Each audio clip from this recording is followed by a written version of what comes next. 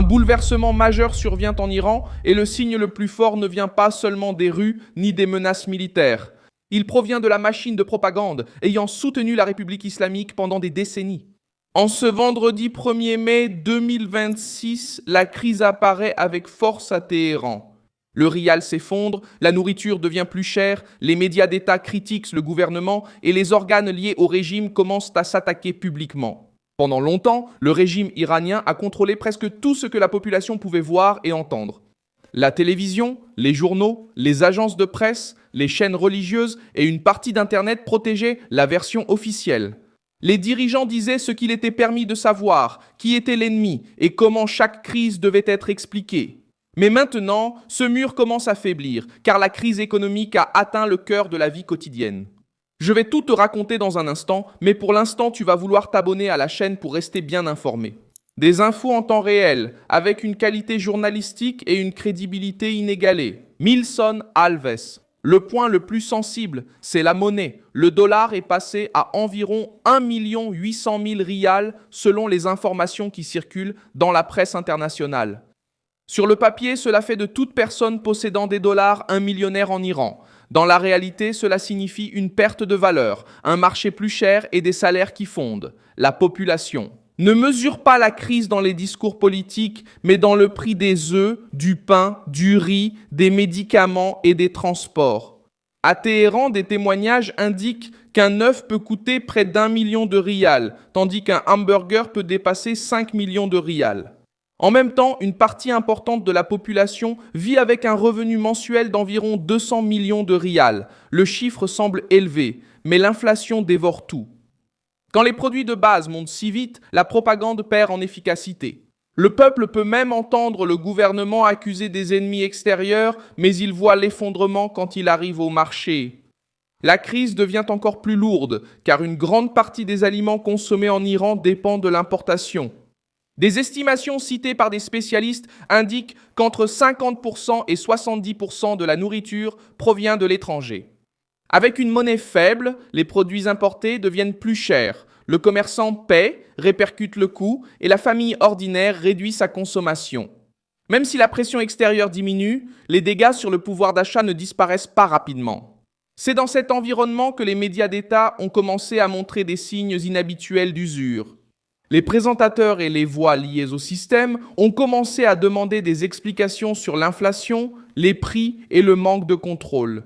Cela ne signifie pas une presse libre, cela signifie que des groupes du pouvoir lui-même utilisent la télévision et les journaux pour rejeter la faute sur des rivaux internes. Le régime essaye de montrer de l'unité, mais ses propres instruments révèlent déjà des divisions. La lutte la plus évidente apparaît entre des médias comme Tasnim News et Raja News. Les deux sont liés au camp du régime, mais ils défendent des voix différentes. Tasnim semble plus proche des secteurs qui acceptent des négociations avec les États-Unis pour éviter une nouvelle guerre ouverte. Raja News représente une ligne plus dure, alignée à des groupes qui rejettent toute concession et considèrent tout recul comme une faiblesse. La dispute a quitté les coulisses pour s'afficher dans des éditoriaux et des attaques publiques. Ce point est grave car il montre que le régime ne discute pas seulement d'économie, il discute de survie. Une partie de l'élite veut négocier pour gagner du temps, une autre veut durcir pour préserver l'image de force. Les deux options ont un coût. Si Téhéran négocie trop, cela donne l'impression d'avoir cédé à la pression. Si elle rejette tout, le risque de sanctions, d'isolement et d'attaques militaires augmente. Au centre de cette pression se trouve Ali Khamenei. Le guide suprême détient encore le pouvoir, mais la situation actuelle révèle un vide de confiance au sommet du système. La guerre récente, la chute de la monnaie et le débat sur les concessions ont ouvert la voie à des factions qui réfléchissent déjà à l'avenir du régime. Ce n'est pas une rupture déclarée, mais c'est une fissure visible pour un système qui vit de l'apparence de cohésion. C'est un coup dur. La pression des États-Unis a accentué cette usure. Le commandement central américain aurait demandé au Pentagone l'accès au missile hypersonique Dark Eagle, appelé ici Aigle Noir. Cette arme n'a pas encore été utilisée en combat réel et apparaît comme un signe que Washington maintient l'option militaire contre des cibles iraniennes. Le message est clair, si Téhéran utilise la négociation uniquement pour gagner du temps, la question pourrait sortir du champ diplomatique. Ce point influence la stratégie iranienne. Pendant des années, le régime a utilisé des missiles, des milices, des menaces dans le Golfe Persique et le programme nucléaire comme moyen de pression. La logique était de créer suffisamment de peur pour obtenir des concessions.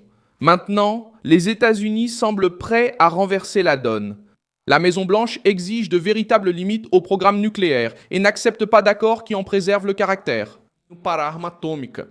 Cela, la négociation, est devenu un piège pour Téhéran.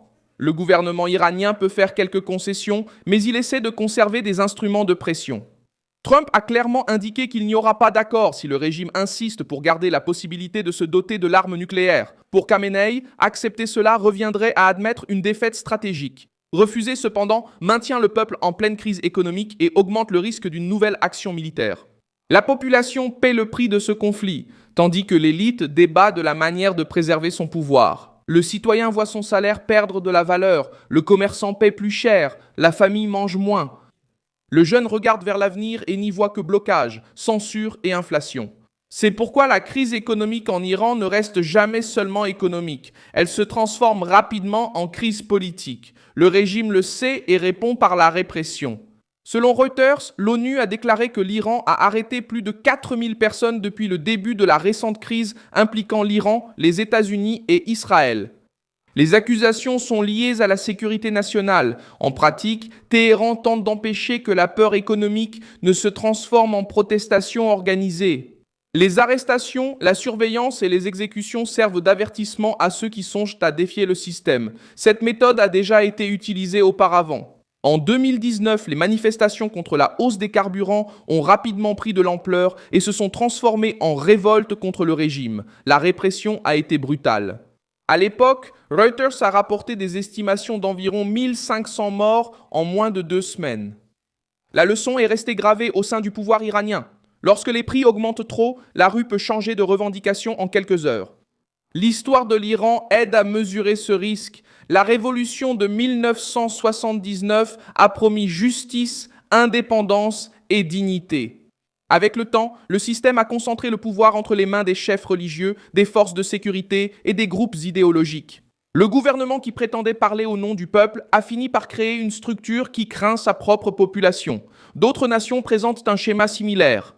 L'Union soviétique semblait forte de l'extérieur, avec sa propagande, ses services de sécurité et son discours de grandeur.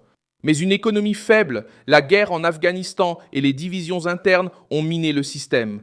La logique se répète lorsque le gouvernement perd le contrôle de la vie quotidienne. Il perd aussi une partie du contrôle du récit. Dans l'Iran d'aujourd'hui, la fissure apparaît sur plusieurs fronts. En même temps, la monnaie perd de la valeur, les prix alimentaires augmentent, les médias d'État exigent des réponses, les organes du régime se disputent entre eux, la ligne dure attaque les négociateurs.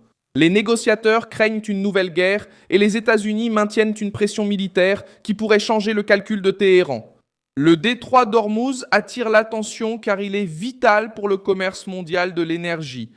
Le régime tente d'utiliser ce passage comme un moyen de pression, mais la menace comporte des risques. Si Téhéran exagère, cela peut provoquer une réaction militaire plus forte. S'il recule, il perd une partie de l'image de résistance qu'il a vendue à ses alliés. La direction iranienne parle encore de défis.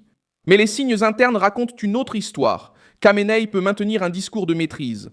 Cependant, la monnaie, les prix et les disputes dans les médias d'État montrent une usure lorsque les alliés commencent à s'accuser en public. La crise a déjà dépassé la phase de rumeur, elle est entrée dans la phase de lutte ouverte pour l'influence, le rejet de la faute et la survie. Au final, Téhéran fait face à 3 chocs en même temps, l'effondrement économique, la division interne et la menace militaire extérieure.